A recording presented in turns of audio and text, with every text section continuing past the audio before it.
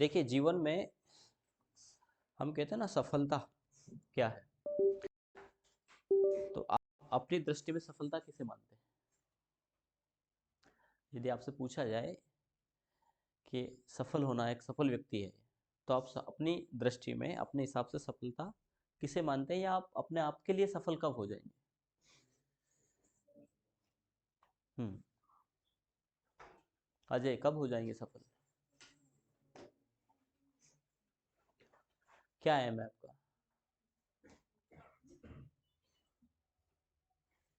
शुभम, कब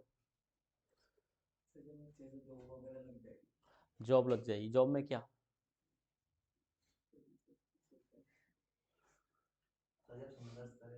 नहीं, संघर्ष तो चल ही रहा है ना। सुबह से आप 5 बजे ठंडी में मौसम में उठना भी तो अपने आप में संघर्ष है। क्या सुबह 5 बजे उठना संघर्ष नहीं है? नहाना संघर्ष नहीं है? पानी उड़ेल को तो देखो, शरीर बेचारा कप कपा रहा है, गर्म पानी होते हुए इच्छा क्या हो रही है ना? कहीं ना कहीं मन तो यही कहता है, पर संघर्ष यही हो तो संघर्ष तो चल रहा है। सफलता कब? संघर्ष और सफलता अलग अलग है कि एक ही है?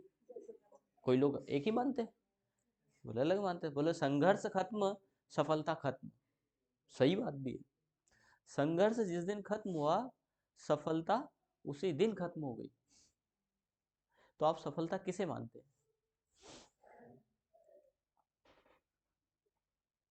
कब मानते हैं?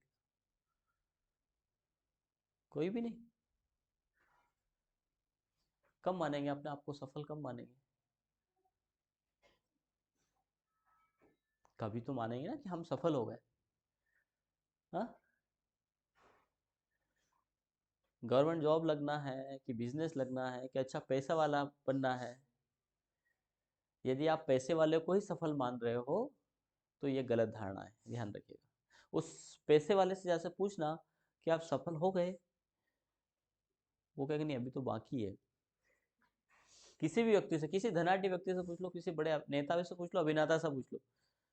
आप अभिनेता से जैसे पूछोगे कि क्या आप सफल हो गए, आप कोई मूवी नहीं बनाना है आपको, तो नहीं नहीं, मूवी तो मेरी आनी चाहिए, शहंशाह मैं ही बना रहना हूँ, है ना? तो वो सफलता नहीं है। सफलता है सेल्फ सेटिस्फेक्शन। हम खुद में संतुष्ट है कि नहीं है, वो बहुत जरूरी है, वो सफलता है। आप यदि आज अपने आप में सोचते हैं कि हम संतुष्ट है जितने काम कर रहे हैं, बस वही सफलता है। समस्या क्या है आज की स्थिति में कि सफलता के जो पॉइंट है ना, वो गलत धारणा के आधार पर हमारे माइंड बोल रहे। सफल व्यक्ति वही है जो एसआई बन गया, सफल व्यक्ति वही है जो आईपीएस बन गया, आईएएस बन गया। हमारी सफलताओं का कोई आईएएस अधिकारी भी ये मानता है कि भैया मैं आईएएस में संतुष्ट नहीं हूँ क्योंकि मुझे मंत्री जी के काम अंडर में काम करना पड़ता है। बोले मैं तो एमएलए बनूंगा, मंत्री बनूंगा या सांसद बनूंगा और पार्लियामेंट में बैठूंगा। तो क्या वो सफल है? यदि एक डॉक्टर सफल होता तो डॉक्टर की जो फीस है 200 रुपये, उसको बढ़ा करके वो 500 1000 तक नहीं ले जाता। 1000 रुपये के बावजूद भी वो ये सोचता है कि मुझे इस पेशेंट को, कस्टमर तो है नहीं बेचारा, पेशेंट है, पीड़ित है वो, उसका खून नहीं चूसता, वो उसको अच्छा स्वास्थ्य देने की प्रयास करता। ये नहीं कहेंगे कि डॉक्टर अच्छा स्वास्थ्य नहीं देते, लेकिन उस अच्छे स्वास्थ्य के पीछे उसका जो बेस है वो क्या है? वो तो उसका इकोनॉमिक सुदृढ़, मेरा हॉस्पिटल अच्छा होना चाहिए, मेरा नाम चलना चाहिए, लेकिन किस आधार पर? मैं खूब पैसा लूंगा, बड़ी बिल्डिंग होगी तो मेरा नाम चलेगा। लेकिन कई मामलों में हमने देखा कि ऐसे ऐसे डॉक्टर हैं जिनकी बड़ी बिल्डिंग नहीं है, नाम अच्छा चलता है क्योंकि उनका काम अच्छा चलता है। अपने सुजालपुर में मैंने है कुछ डॉक्टरों को देखा कि वो फर्स्ट पेशेंट को चाहेंगे कि वो गवर्नमेंट हॉस्पिटल में जाकर के एडमिट हो और वहां पे मैं ही देख लूंगा, ठीक है, इसकी इकोनॉमिक स्थिति ठीक नहीं है और शायद है कि पहले प्रयास में काम हो जाए। और प्रैक्टिकल भी किया उन्होंने, जो हमें बताया। हम अपने आप में सेटिस्फेक्शन नहीं था, हमें हमें उनसे संतुष्टि नहीं मिली, तो हम बाहर जाके दिखा के आए। बाद में मालूम पड़ा कि वही चीज़ें जो वो प्राइवेट में 40-50 हज़ार से निपटाने वाले थे, उन्होंने हमें 500 रुपये से 1500 रुपये के मामले में खत्म कर दिया। सुजलपुर के डॉक्टर, लोकल के डॉक्टर, एमडी है, अच्छे डॉक्टर। तो सेटिस्फेक्शन ही सफलता है। हाँ, संघर्ष हम खत्म हो जाएगा उस दिन सफल हो जाएंगे, तो ये बहुत गलत बात है। संघर्ष तो चलता रहेगा जीवन पर्यंत। संघर्ष उसी दिन खत्म होगा जब हमारा शरीर पंच तत्व में, और जो संघर्ष नहीं कर रहा है ना, वो तो गधा भी नहीं है बेचारा। गधा भी कितना संघर्ष करता है, काई के लिए कर रहा है गधा? उसका पेट पालने के लिए। वो तो गधा से भी कमजोर है ना। और फिर वो एक प्राणी होता है चिड़ियाघर में, पांडा करके, आपने वीडियो देखना उसका। वो इतना आलसी तत्व है कि वो खाने के लिए भी नहीं जाता, वहीं पड़ा रहता, वहीं खा लेता है। तो पांडा है हम, यदि संघर्ष नहीं कर रहे। संघर्ष करो, पॉजिटिव संघर्ष करो, और किसी चीज से डरना नहीं। देखो, टीचर का हर का गुण होता है, मेरा भी गुण है कि मैं डांटता हूँ। जब तक डांटेंगे नहीं तब तक काम कैसे चलेगा? पॉजिटिव हम समझाने का प्रयास करेंगे। लेकिन कुछ अच्छे वे भी है, अच्छे रास्ते हैं जिनको आप अपना सकते हो। सबसे पहली चीज तो अलार्म को छोड़िए। आप मशीन के ऊपर डिपेंड हो गए। उठने के लिए हमें अलार्म की आवश्यकता है।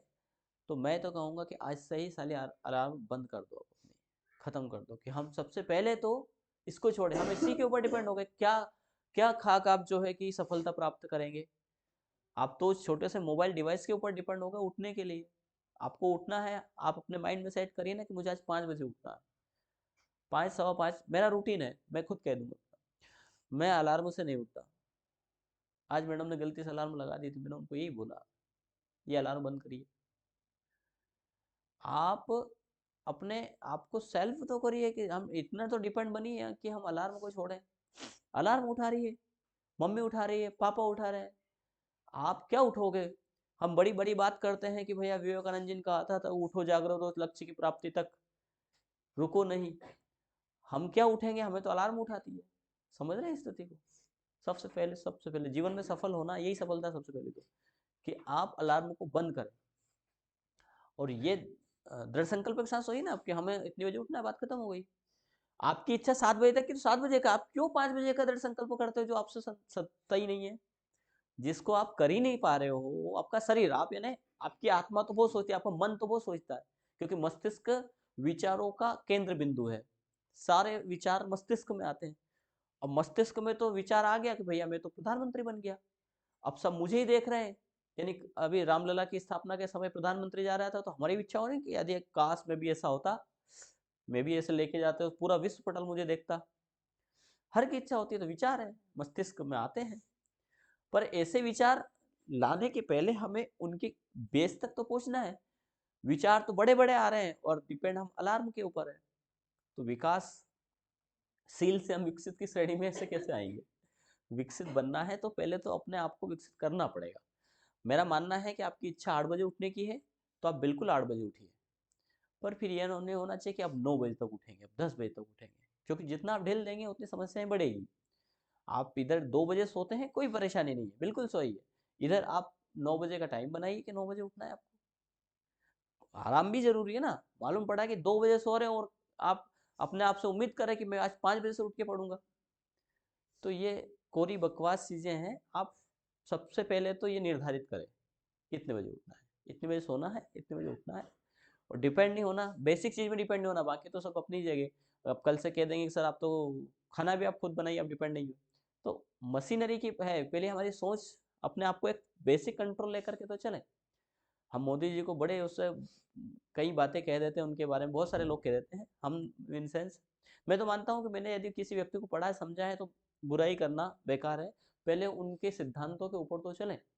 एक सबसे बड़ी बात है कि व्यक्ति जब चाहते हैं वो कि मुझे इस टाइम में सोना चाहिए, जैसे कहीं यात्रा कर रहे हैं तो उनके बारे में कहा गया कि उनको नींद पूरी करनी। जैसे भारत से वो विदेश की यात्रा कर रहे हैं, तो यहाँ का टाइम और वहाँ का टाइम अलग है। हो सकता है कि यहाँ को वो रात को 8 बजे बैठे हो फ्लाइट में। अब जो उनका टाइमिंग है, शेड्यूल है, वहाँ के हिसाब से दिनचर्या चेंज है। वहाँ तो हो सकता है कि 2 बजे सुबह हो जाए, यहाँ की रात की 2 बजी रहेगी, और जिस कंट्री में वो जा रहे हैं वो मॉर्निंग वाला मामला है, या सुबह की 10 बजे वाला मामला है। तो बताओ वो कैसे मेंशन करेगा व्यक्ति? नींद की रात को ही आए। तो उन्होंने अपनी बॉडी को, अपने इंद्रियों को इतना कंट्रोल कर रखा है कि वो जब चाहे तब नींद आ जाती है। ये कोई साधारण चीज नहीं है कि आपने सोचा कि मुझे नींद आना चाहिए और आपको नींद आ गई शरीर में। कितना प्रयास किया होगा उन्होंने, कितना कंट्रोलिंग किया होगा। 11 दिन तक बिना खाना खाए सिर्फ नारियल पानी पर जो व्यक्ति रह सकता है, 3 दिन का उपवास का बोला था, उन्होंने 11 दिन किया। उसके बाद में भी जब हमने उनकी स्पीच सुनी तो क्या शब्द का तालमेल था, ऐसा कोई संत महापुरुष बोल रहा हूँ। और आचार्य ने कहा भी कि हमने तपस्वी तो बहुत देखे पर इस व्यक्ति जैसा तपस्वी नहीं देखा, बिना काम की रुकावट के सारे काम करे। जिसको बुखार आने के लिए भी सोच रही है, आज हमें तुरंत बुखार आ जाती, मुझे ही आ गया, और उस बंदे को एक दिन भी, जब से कार्य प्रणाली में है, एक दिन की भी छुट्टी अभी तक नहीं ली, अभी तक एक दिन भी बुखार नहीं आया। मतलब बीमारी भी आने के पहले सोच रही है कि आऊं कि नहीं आऊं, और आऊं तो एक मेरे को झेलेगा भी कि नहीं झेलेगा। हो सकता है बुखार आ रही हो पर उस व्यक्ति ने झेला ही नहीं उस बुखार को, क्या ही भाई ये इसका काम कर रही है, मैं मेरा काम कर रहा हूँ। हम बुराइयां लाख गिना सकते हैं लेकिन हमें बुराई के बजाय अच्छाई भी तो देखना है। और यदि आपने एक भी अच्छाई देख ली ना, तो मतलब ये मान के चलो सफलता ही है। आप अच्छाई की तरफ देखें और काम करें। समस्या यही आ रही है, समस्या कहाँ आ रही है? विद्यार्थी जीवन में सबसे मेन समस्या यही आ रही है कि हर टीचर हमारा जो है वो ये बोल रहा है भाई आईएएस बन जाओ, आईपीएस बन जाओ, पुलिस बन जाओ, एसआई बन जाओ, सफलता मिल जाएगी। समाज भी यही कह रहा है, गवर्नमेंट जॉब मिलना चाहिए, सफलता मिल जाएगी। तो गलत वे है ना। क्यों कहो कि गवर्नमेंट जॉब मिल जाए? मैं तो कहता हूँ कि सीख जाओ, जीवन जीना सीख जाओ, कैसे चलाओ। ये जरूरी थोड़ी है कि मैं अधिकारी बनकर ही समाज की सेवा कर सकता हूँ। एक सामाजिक प्राणी बन के भी तो समाज की सेवा हम कर सकते हैं। और इससे कई पॉइंट है, और ऐसे कई लोग भी हैं वाकई बहुत अच्छे समाज की सेवा कर रहे हैं, और समाज ने उनको फिर कहाँ से कहाँ पहुंचा दिया उसकी कल्पना नहीं कर सकते। मोदी जी ने कहाँ आईएएस की तैयारी की थी कि आईपीएस की तैयारी की थी? किसकी तैयारी की थी? सामाजिकता की तैयारी की थी, और सामाजिकता ने उनको उस पद पे पहुंचा दिया। सर्वोच्च पद है, दुनिया का सर्वोच्च पद हो गया आज तो, सब मानते हैं, मतलब सर्वोच्च पद है दुनिया का। यदि कोई एक पद होता है कि पूरी दुनिया को कंट्रोल करने वाला एक व्यक्ति है तो दुनिया का हो जाता। अब वो पद है नहीं असल में, तो जिसको मानता है वही तो दुनिया का पद है ना। तो कुछ चीजें हैं, हम मैं बड़ी बड़ी बात नहीं कर रहा हूँ कि आप प्रधानमंत्री बने ही नहीं तो फिर कह देंगे सर आपने भी वही बात बोल दी। आप अपने आप को संतुष्ट करिए कि हमें ये करना है, और उसमें डर नहीं है। उसमें बहुत सारे अच्छे पॉइंट है। आप त्राटक करिए। त्राटक किसी चीज के लिए नहीं कि भैया हिंदू कर सकता है, मुसलमान कर सकता है कि सिख कर सकता है। त्राटक तो एकाग्रता, स्थिरता बनाए रखने के लिए आप जिस में विश्वास करते हो, प्रकृति में आप किसी में विश्वास नहीं करते, प्रकृति को तो मानते हैं। पेड़ पौधे हमें ऑक्सीजन देते, उस पेड़ को एक तक देखिए, निहारिए, ये त्राटक होगा ना, ऐसा त्राटक होगा। वो धीरे धीरे कंट्रोल हो जाएगा। आप चाहें कि कल से जाकर के मैं अलार्म बंद कर दूं, और अलार्म बंद कर दी, मालूम पड़ा 5 बजे 6 बजे उठना था, 8 बजे उठ रहे हो तो ये भी सही तरीका नहीं है, पर है ना। तो थोड़ा हाँ, कोचिंग ही छूट गई, 50 रुपये वो लग गए पर हाँ, थोड़ा थोड़ा प्रयास करिए, उससे क्या होगा। अच्छा, प्रयास आप यहाँ भी कर सकते हो। कोई भी चीज हमने सिखा रहे हैं तो आपका ध्यान यहाँ हो। कई मामले क्या होता है कि हम फिजिकली यहाँ होते हैं, मेंटली कहीं और चल रही होती कैसेट, उसमें निकल जाता है। मैं जो आपको चीजें बता रहा हूँ वो सब कुछ बताई है हमने, पर हुआ यही है कहीं ना कहीं कि उस समय आपका ध्यान यहाँ पर नहीं था। बस आपका ध्यान था कि मैं फटाफट कर लूँ, और फटाफट के मामले में वो फटाफट निकल जाता है। तो हर चीज को आप बेसिक तौर, और कई मामले ऐसे होते हैं जिनको थोड़ा सा समझने की आवश्यकता है आपको। अब आप उस थोड़े पेशेंट के बीच में काम करते रहते तो वो आपको उसका हल समाधान वहां मिल जाता।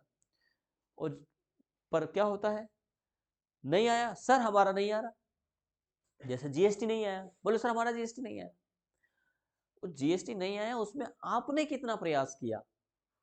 जैसे अभी किसी का मैं जीएसटी निकाल रहा था, आप लोगों में राम स्वरूप का निकाल रहा था, बिल्कुल आया। इनकी 3 4 5 जगह। अब हम क्या करते हैं, आपका जीएसटी नहीं आया तो हम क्या करते हैं, हम उन पॉइंट को चेक करते हैं कि कमी कहाँ रही होगी। टेली 2.0 और 4.0 में बहुत अंतर है। आपने देखा होगा, इधर वाले सिस्टम में कल तक कुछ और सेटिंग आ रही थी, आज कुछ और सेटिंग आ रही है। उधर वाले सिस्टम में, कॉर्नर वाले में कुछ और सेटिंग आ रही है। इसका मतलब क्या है, अपडेट है। मैं जो यहाँ पढ़ा हूँ वही आपको मिले, वही मिलना चाहिए, ये तो कोई बात नहीं हुई ना। क्योंकि ये जरूर नहीं है कि आज आपने 4.0 सीखा कल तक 4.0 रहे, क्योंकि कल 2.0 था, वो आज नहीं रहा, आज 4.0 आ गया। तो हम कैसे ये मान लें कि आने वाले समय में 4.0 ही रहेगा? नया अपडेट आ गया तो क्या आप हाथ खड़े कर देंगे कि हमने नहीं पढ़ा?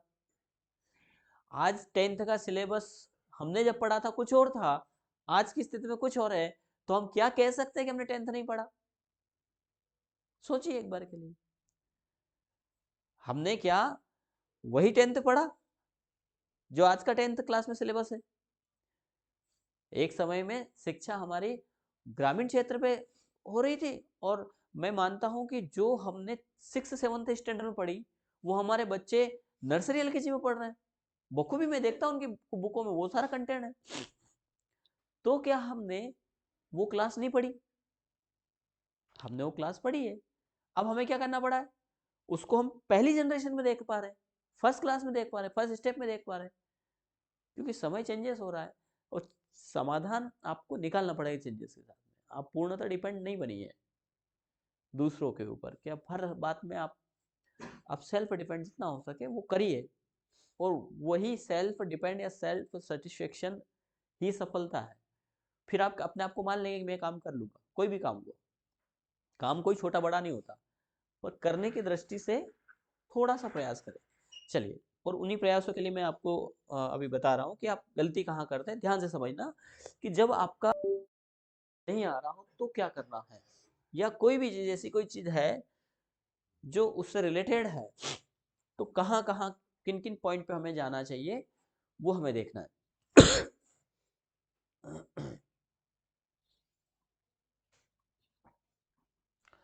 हम अपनी कंपनी सेलेक्ट कर लें।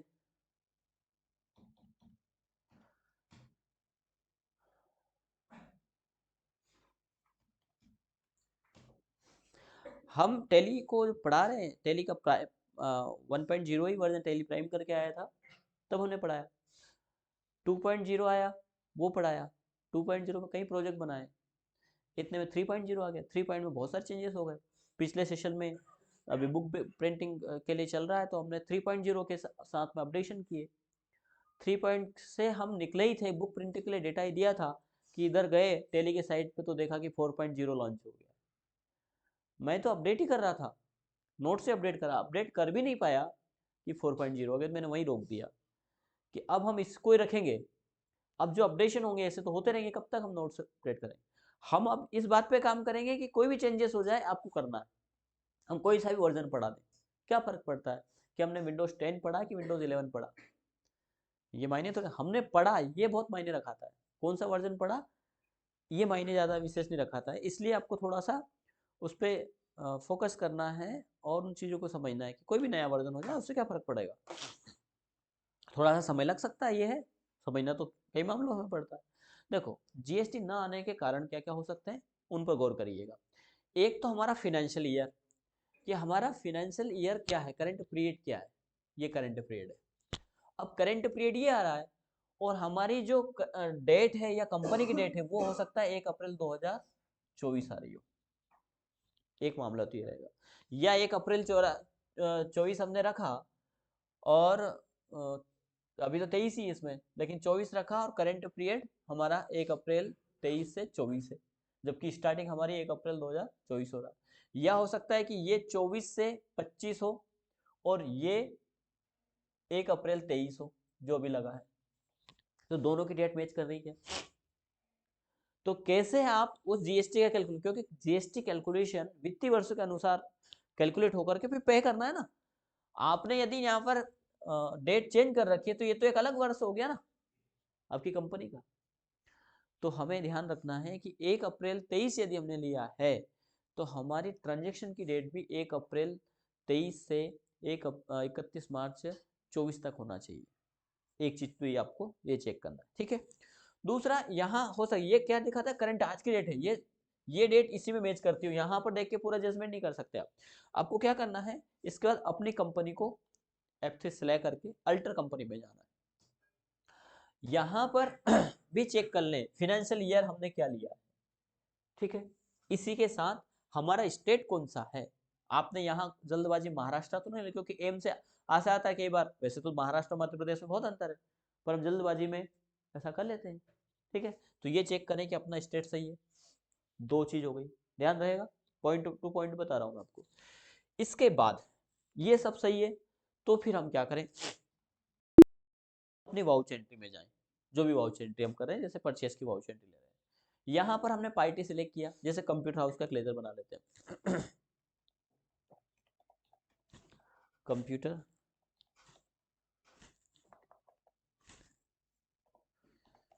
या एक हमने अदर स्टेट का एक एंट्री लिया था, वो थोड़ा सा आप बता सकते हो तो। हाँ, IGST के लिए लिया है, चलो देख लेना आएगा वो, मैं ये ले लेता हूँ। यहाँ हमने सिंडिकेट, यहाँ क्या क्या कंप्यूटर हाउस बना लिया, इसके बाद यहाँ पर आपने indirect income expenses under group गलत ले लिया, तो फिर पार्टी का नाम आएगा ही नहीं उसमें तो। पर यहाँ पर अंडर ग्रुप आपने सही लिया, सन्डी क्रेडिटर, ठीक है, बिल वाइज हमने किया।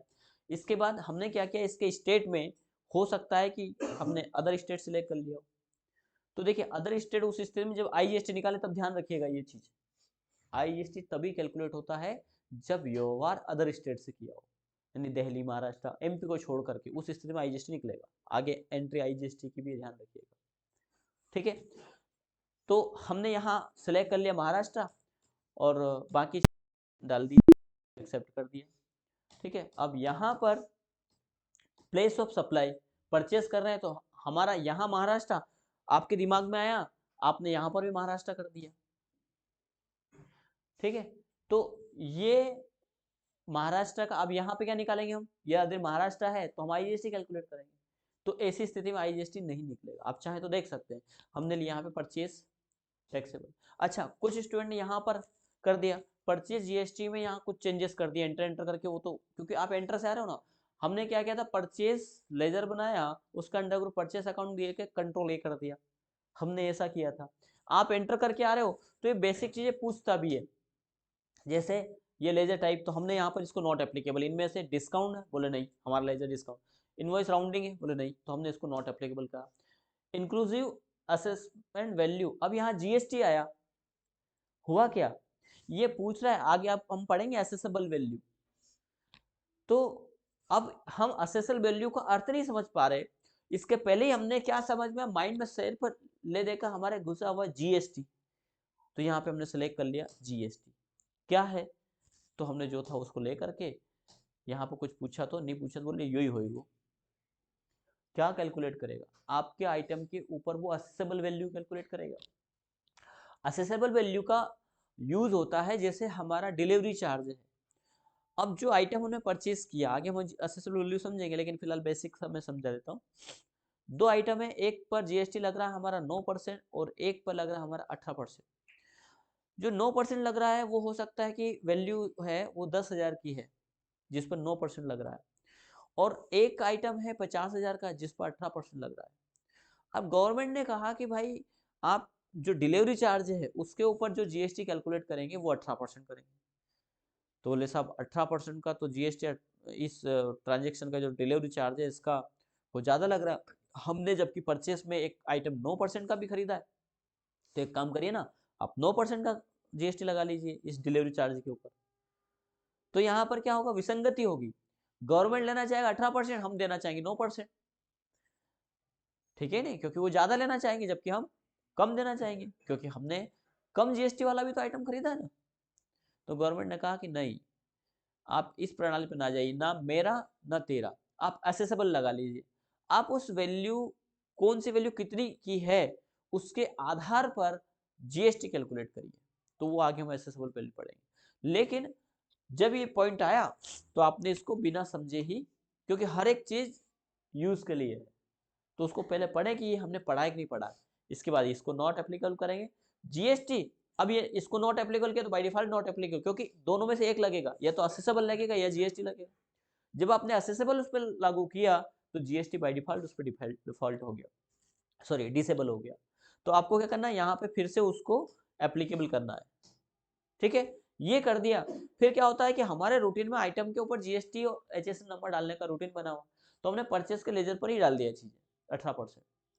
ये 18% अभी तो ठीक है, लेकिन कुछ आइटम ऐसे हैं जिसमें 12% या डिफरेंट GST है, वहां पर दिक्कत देगा, तो आपको परचेस के लेजर के ऊपर GST कैलकुलेट नहीं करना, नहीं परसेंट नहीं डालना है, ठीक है, इसको बस एप्लीकेबल रखते हैं, एक्सेप्ट कर लेना है।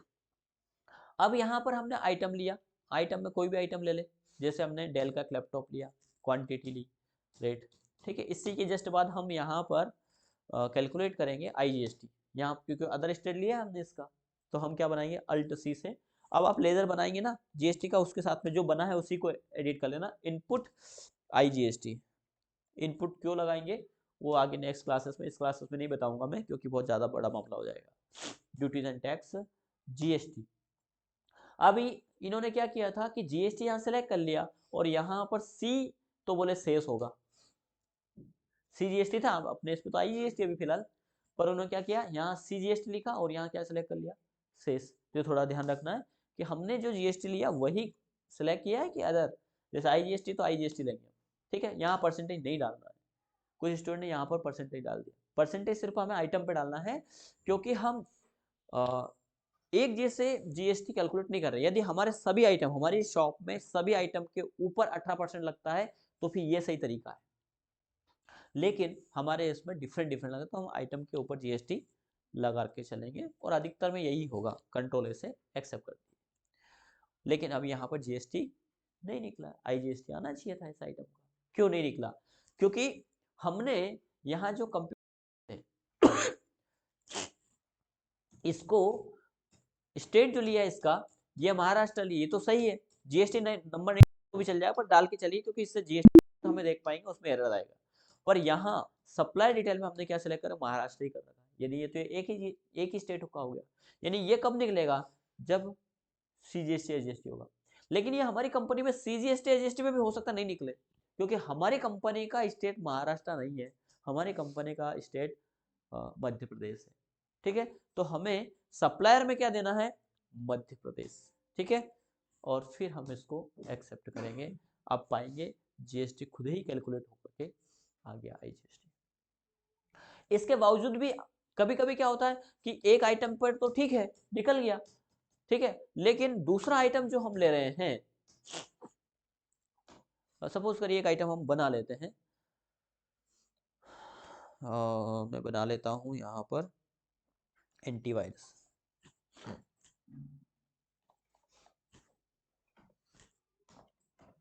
NP नेट प्रोटेक्टर, इसका अंडर ग्रुप हो जाएगा एंटीवायरस। अब हमने ग्रुप पर GST लगाना ही भूल गए, इसको हमने यहाँ एप्लीकेबल कर दिया, और ऐसा कहीं छूटा है, हमने क्वांटिटी दिया। अब ज़्यादा आइटम होंगे, बहुत सारे आइटम मानेंगे, अभी तो 2 आइटम है, बड़ा आसान है। तो हम क्या सब पर जाके चेक करें कि किस पे दिया है? 10 आइटम आपने लिए, बिल बड़े होंगे, तो क्या हर 10 आइटम पे जाके चेक करो, बहुत टाइम लगेगा। तो उस टाइम को कम करने के लिए आप हर आइटम पे नहीं जाइए, आप क्या करिए, यहाँ पर रिलेटेड रिपोर्ट है, ठीक है, इसको क्लिक करिए, या आप यहाँ पर कंट्रोल ओ प्रेस कर सकते हो, शॉर्टकट दे रखा है।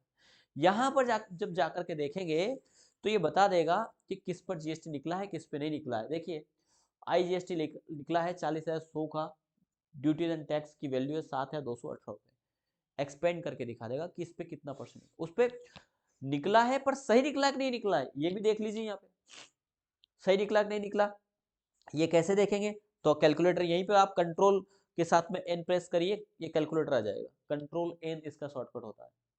आप वैल्यू दीजिए 40,100 इंटू 18 भागित 100, ये 7,218 रुपये निकल गए, 18% बोलो, सही है। तो नहीं निकला, अब ध्यान दीजिए, एंटीवायरस 1,200 रुपये टैक्स, तो 10 आइटम हो गए, 10 का टैक्स यहाँ दिखा देगा वो, ठीक है। तो यहां से क्या कर पाएंगे, फिर एस्केप करिए, वापस आप अपनी एंट्री पहुंच जाओगे।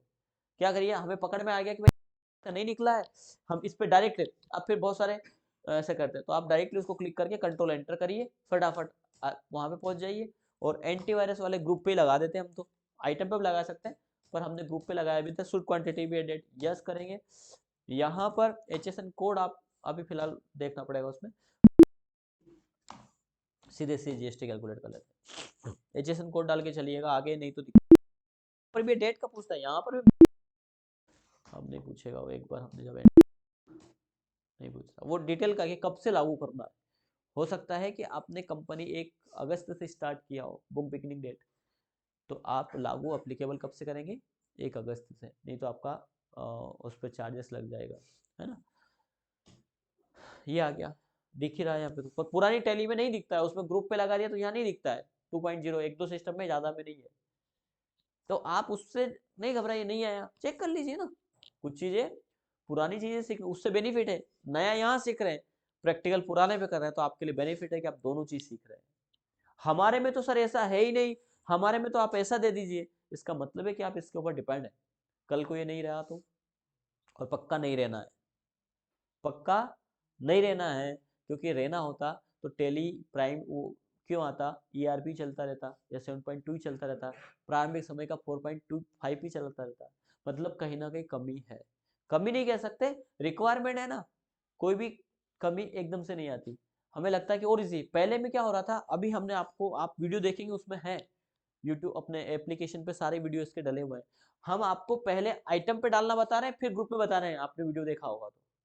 क्योंकि उसमें बड़ी दिक्कत थी, उसमें क्या हो रहा था, हमारे साथ में तो दिक्कत कम थी, स्टूडेंट के साथ में ज्यादा दिक्कत थी। हमने बताया कि आप ग्रुप पर जीएसटी लगाइए, कुछ स्टूडेंट ने क्या करा, ग्रुप पे भी 18% लगा दिया, माइंड में 18% चल रहा था, लेकिन उस आइटम के ऊपर 12% था, आइटम पे यहाँ आकर उन्होंने 12% लगा दिया संशोधन करने में। अब वो क्या कर रहा है, टेली कंफ्यूज है, जो उसको पहले मिला वो टैक्स उसने कैलकुलेट करके दे दिया, बिल वैल्यू समान ही नहीं आ रही। बोले सर ये बिल तो गलत है, हमने 10 बार कर लिया, 10 बार किया, लेकिन आपने ग्रुप पर जीएसटी कुछ और लगा दिया, आइटम पे कुछ और लगा दिया, या फिर आइटम पे आपने यहाँ 12% लगा, लेकिन परचेज के लेजर पर आपने 18% लगा रखा है। टेली कहाँ से उठाएगा, वो 18% उठाएगा। बोले सर ये देखो, फिर हमने उनको एक्सपेंड करके ऐसा दिखाया भी है, ये देखिए यहाँ पर, वहां देख रहे हैं, बोले कि इसका जीएसटी कुछ और आ रहा है, आना ये चाहिए, कौन सा आ रहा है, परसेंटेज 18%।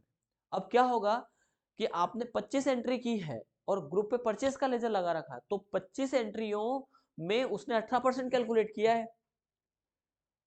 अब उसमें हो सकता है कि दो आइटम डिफरेंट टैक्स के हो, आपने उस लेजर को चेंजेस कर दिया, तो टेली जिन आइटम के ऊपर 18% लगा है ना, उसको उठाने में असक्षम है, कि पहले तो उसने लेजर से उठाया था, अब आइटम से उठा रहा है, पूरा डेटा मिसमैच, पूरा मामला गड़बड़, 25 की 25 एंट्रियां दिमाग से डिलीट। जब इतनी सारी एंट्री डिलीट होगी तो आपको कहेंगे सर बहुत टाइम लग गया। अब वो फिर लगे या कुछ भी करें, हम यदि पॉइंट टू पॉइंट लेकर के चलेंगे, सब कुछ समझ में आ जाएगा और आसान रहेगा, कंट्रोल ही करेंगे। तो उसमें समस्या थी, इसका समाधान अब नए उसमें निकाल दिया। अब आप ग्रुप पे लगाओगे, बाई डिफॉल्ट आइटम पे लग गई है। देखिए हमने यहाँ लगाया था, ऑटोमेटिक यहाँ आ गया, पहले वाले वर्जन में ऐसा नहीं आता था, आप देखेंगे वीडियो में आपको उसका प्रैक्टिकल मिलेगा। ठीक है, तो नया आप पढ़ रहे हैं, इस पर भी कोई दो राय नहीं है। ये जीएसटी इसका कैलकुलेट होकर के आ गया। अब हमें क्या करना है, हमें वही कंट्रोल ओ करना है एनालिसिस के लिए, कंट्रोल ओ प्रेस किया, जीएसटी एनालिसिस में गए। अब देखिए 1200 का जीएसटी आ गया, ये जीएसटी निकल जाएगा। निकला क्या है, आईजीएसटी निकला। पहले आईजीएसटी दोनों को अलग अलग देना पड़ता, अब इजी कर दिया, तो अब गलतियां होने की संभावना कम रहेगी। आप इतना चिंता नहीं करिए, पर हाँ समझ कर करना बखूबी पड़ेगा और जरूरी भी है, क्योंकि आप किसी व्यापारिक तौर पर काम करने के लिए प्रिपेयर हो रहे हैं, और उसमें आपको एक एक पैसे का हिसाब देना है। राउंड ऑफ क्यों लगाते हैं, पैसे के हिसाब के लिए। यदि वो आपने गलती कर दी तो वो ट्रस्ट नहीं रहेगा, क्योंकि एक दिन में एक एक ट्रांजेक्शन के ऊपर आपने 75 पैसे को छोड़ ही दी है, राउंड ऑफ में नहीं डाला। अब ऐसा एक व्यापार में यदि 100 एंट्रियां होती है तो वो पैसे रुपए में कब कन्वर्ट हो जाएंगे पता नहीं चलेगा। एक दिन के 75 रुपए 100 रुपए आप क्या कर रहे हो, राउंड ऑफ में डाल के छोड़ रहे हो, उसको गिना नहीं रहे हो। राउंड ऑफ में डाल दोगे तो गिन जाएगा, वो व्यवहार में आएगा। राउंड ऑफ में डाला ही नहीं आपने, कस्टमर से लोगे क्या 75 पैसे 50 पैसे, कस्टमर से तो नहीं लेंगे। अब ऐसा एक महीने में कितना होगा, ज्यादा अमाउंट हो जाएगा ना, 3000 रुपये पहुंच जाएगा, 100 रुपये एक दिन में हो रहे तो। और 3000 का घापला बोल देगा कि भैया तूने भ्रष्टाचार किया है, तूने पैसे खाए हैं, अकाउंट तो ये मेरे पास इतना है नहीं, व्यापारी आपको बोल देगा। इसलिए हम एक एक पैसे का हिसाब लेकर के चलेंगे, तो हम एक सफल अकाउंटेंट कहलाएंगे। ठीक है, अकाउंटिंग कर पाएंगे, उसमें कर पाएंगे इतना। ठीक है ना, इनकी गलतियां आप नहीं करेंगे ऐसे में उम्मीद। बाकी गलतियों का तो पैसे होती रहती है, तो थोड़ा सा समझ करके